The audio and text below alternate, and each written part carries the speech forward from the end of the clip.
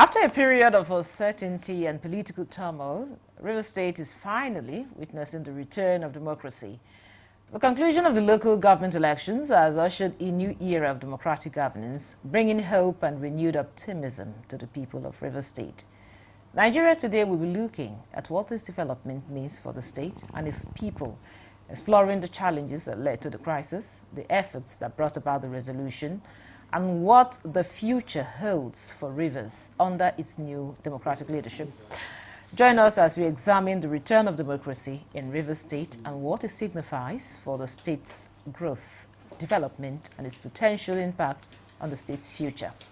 Thanks for joining us on Nigeria Today. I am Victoria Clinton.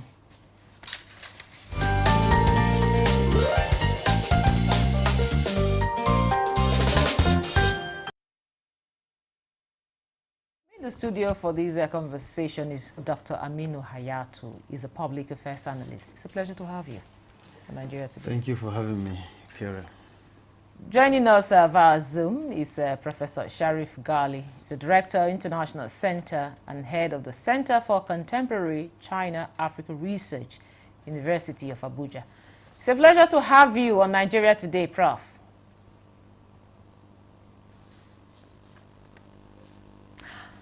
Okay, we seem to have a little bit of a network hitch there, but we'll get back to Prof once that is sorted out. Now, let's start with you, Dr. Hayatu. The situation with Rivers State. Give us your perspective, the entire thing. Now we have return of democracy.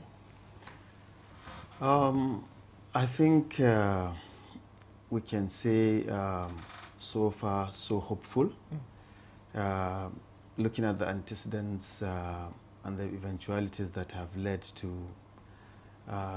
what has happened in the past, we've discussed it here, and it is important to see that, you know, there is quite a progressive shift from the previous situation, looking at the president's effort, you know, to reconcile the warring parties in that Rivers crisis that has held the state hostage. It's very, very important to look at that because the president was able to quickly jump on that and mediate between them. And the mediation was successful. At least, you know, peace has ushered. There was quite some level of stability in the state after putting in place the administrator there. And it's important also to look at the fact that, yes, of course, the administrator was there, and then he has conducted election. That is an issue that needs a special analysis and discussion. But away from that is the fact that at least the state has now restored stability and is seeing progress, and especially now that the Governor Simfubara is going to be back, we hope to see, you know, radical changes from his previous approach that has actually, you know, contributed in precipitating problem for the state. Okay, I would also want you to tell us what are some of these radical changes you would want to see. No, definitely one would expect, you know, the first thing is that the first and foremost interest in democracy is to provide peace and security, an atmosphere where people feel secured in the state. And then it is also important to also see that the governor, you know, now is against the previous situation where he is in conflict with the state legislative members.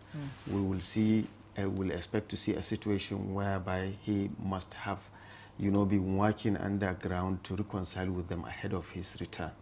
He should have been doing that because that is the only way that when he is back on seat, he will be able to carry all of them along and work with them and forget all the past and all the discord between them, so that that relationship will provide the opportunity for better governance because the people are at the receiving end.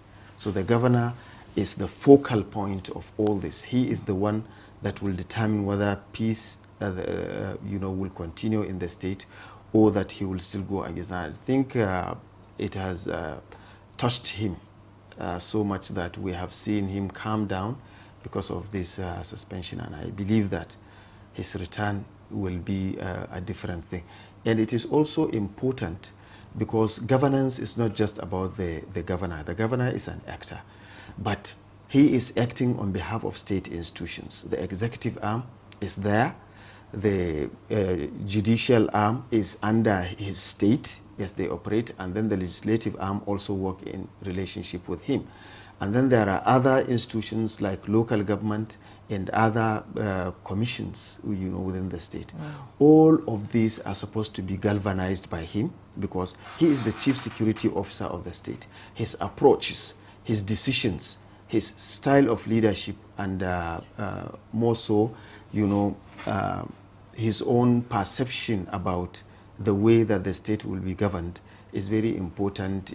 I know that, there is always this issue of, the meddling of things in politics in such a way that it is sometimes impossible for them to execute what they want to do. But I just hope that external, meddling, as it used to be before, will not continue, because that will, if definitely continues to happen, will keep distracting and will not provide the much needed result that is needed for. Thank you very much, Dr. Hayatu. Now, Professor Gali, now talk to us about this whole situation. Democratic rule has returned to Rivers State. The House of Assembly has even had their first sitting, calling for names of commissioners for screening. Now, tell us, how do you view this entire situation? It was a kind of a political break experienced by Nigeria, particularly in Rivers State. Why did I say political break? A kind of a political suspension driven by political violence and turbulence.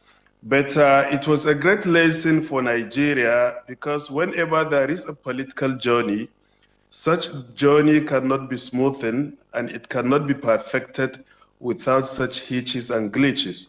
And that is why such conflict, which is inevitable in every political milieu, as witnessed in Rivers State, such political bandwagon as well as structuration cannot be perfected without having such political conflict.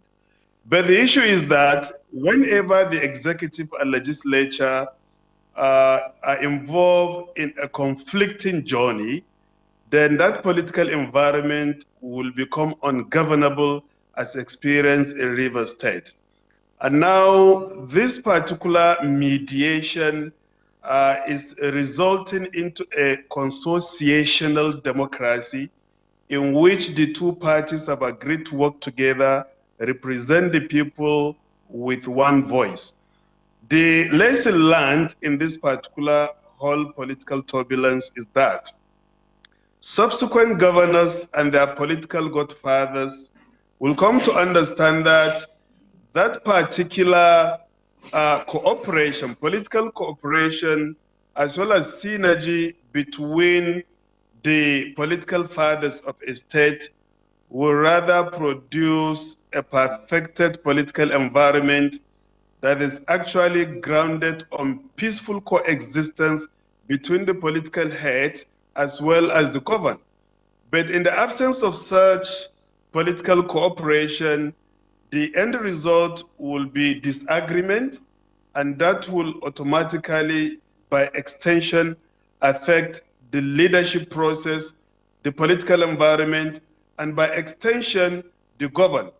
So this particular lesson will inhibit future reoccurrence, not only in Rivers State, but in the entire country, Nigeria.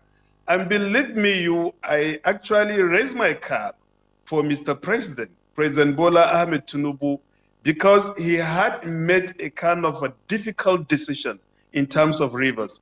He has been castigated. He has been completely criticized with this particular action. Media houses have also taken that, campaigning against an action and a move against democracy, democratic rule. Sometimes peace is better than democracy. Why? Because there is no way you live under democratic umbrella without peace. There is no way democracy will flourish without security. There is no way democracy will be activated and the dividend actually derived in a turbulent political environment. So, Mr. President, I really commend his effort by doing this, suspending the governance structure, declaring state of emergency, and making sure that peace is actually delivered in the state of Rivers. And the 6 months given, it has been actually perfected and fulfilled, and the people of Rivers State are actually happy. So if democracy will be allowed to flourish under the banner of violence, tell me, how many heads will have been counted, number of deaths and number of injured? How many pipelines will have continued to be destroyed, affecting not only the economy of the state, but the economy of the entire nation? So, but Mr. President unilaterally took that particular action in his relationship with the legislative arm. The legislature of Nigeria have already approved that particular application of the state of emergency. So Mr. President did not act alone, but they actually work hand in hand with the legislative arm of government in order to do what was the best for the country and what was the best for the Rivers State and the people of Rivers. And Thank you, Prof. Thank you very much, Prof. Yes, we'll come back to you. We'll talk about some of the things you mentioned there. Now, Dr. Hayatu, having heard what Prof, his submissions there, of course, there's no way democratic rule can, be strengthened or grow in turbulence. The president had to step in there. Now, having gone through all that, we don't want to start going back to what really transpired, like you said earlier on. But there's something you mentioned. You talked about the election that took place in the under the administrator. So I want you to clarify what you meant by that. Well, it's clear. I mean, we also what happened during the elections. But having in mind that you're a political scientist, yes. so tell us. You don't look at problems, from a shallow angle. The problems are much deeper than that, and you have to look at it even in terms of, both in terms of internally and externally, because the problem is a hydra-headed problem. It has its external dimension, and because that what we have seen in that election has casted doubt, especially as many analysts have concluded that, and even with the boycotting of many political parties to refuse to participate in that election, shows that there's a lot of grievances around the conduct of the election. So what should be done now that the governor is back to rectify some of this issue? Because a lot of persons, like you rightly said, are aggrieved. Yes, elections have been conducted and they are done and dusted. Taking up those issues will be left to those issues of litigation and so on.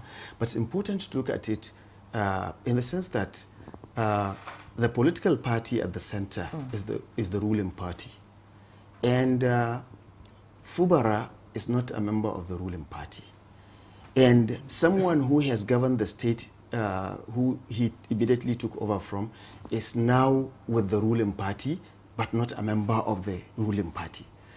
So the interest is so complex in such a way that what we see is that we've known that for a very long time it is People's Democratic Party that has been winning elections, has been having the majority in that state.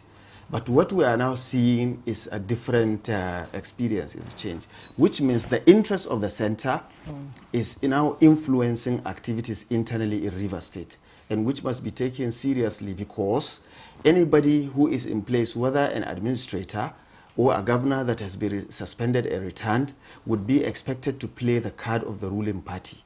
And I'm telling you this in terms of the forces and interests that actually influence the happenings in Rivers State. Okay, thank you, Dr. Hayatu.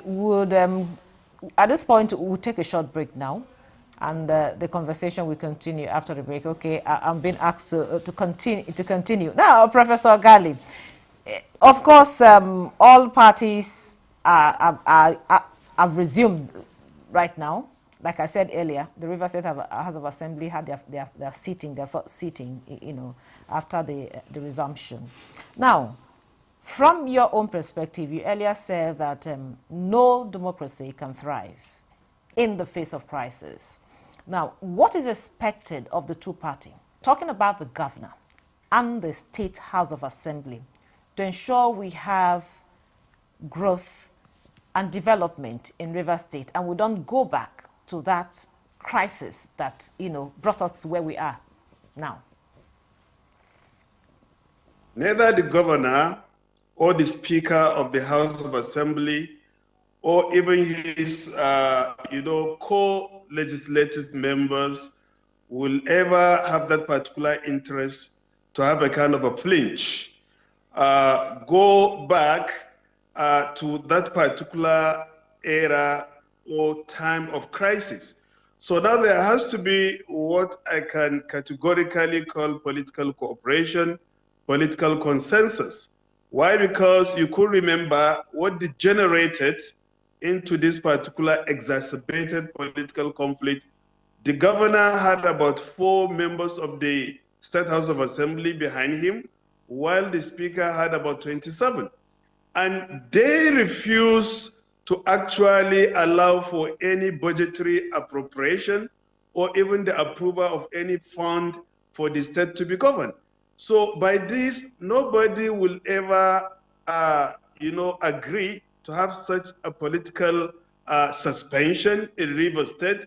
So it is time for both the executive and the legislative arm to work together regardless of the political party positioning.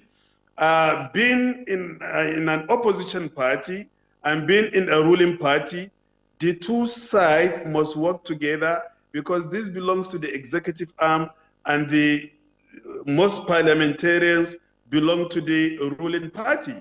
So what they have to do is not political rivalry, it's not mutual desperado, it's not political antagonism, but rather political cooperation and political association. Political association in the sense that they have to create that particular imagery of an association having the two political parties together, the two organs of government together, to work together, not for their self-interest, but for the interest of the people of Rivers State. When we discuss on global governance, we are taking of national governance and state governance. And one of the most fundamental aspects of such governance is one or two tenets. The first tenet is people-centered approach. People-centered approach in the sense that why are we part of the legislature or why are we being part of the executive? Is for us to serve the people, not to serve our own personal interests. So therefore, the governor, as well as members of the legislature in the state, should be able to clearly understand this particular tenet and principle that being there, we are not to work for Wike, we are not to work for even Tinubu, we are not to work for ourselves, but to work for the people of Rivers State. So this is one fundamental aspect that the two sides should understand. Then secondly, the two sides should basically and unequivocally internalize that each side needs the other. Why? Because there is no part or body between the two that could actually independently and unilaterally function without the other. That is why the issue of separation of powers, as well as watchdogging and oversight. So the two, both the executive and the legislative arm, must work together harmoniously in order to deliver the dividend of democracy to the people of Rivers. So, thirdly, the Abuja factor, which could be either Wike or the presidency or the general ruling party. The general ruling party has already taken action been stepped and staged by Mr. President, which the entire political party members have to actually adhere to the decision of Mr. President as well as the National Assembly. So therefore, I'm also happy with the mediation. So it means that the conflicting parties must have agreed to work together in Rivers State for the betterment of the people of Rivers State, as well as harmonious coexistence within the two warring bodies. Thank you very much, Prof. You made some valid points there. Now, Dr. Hayatu.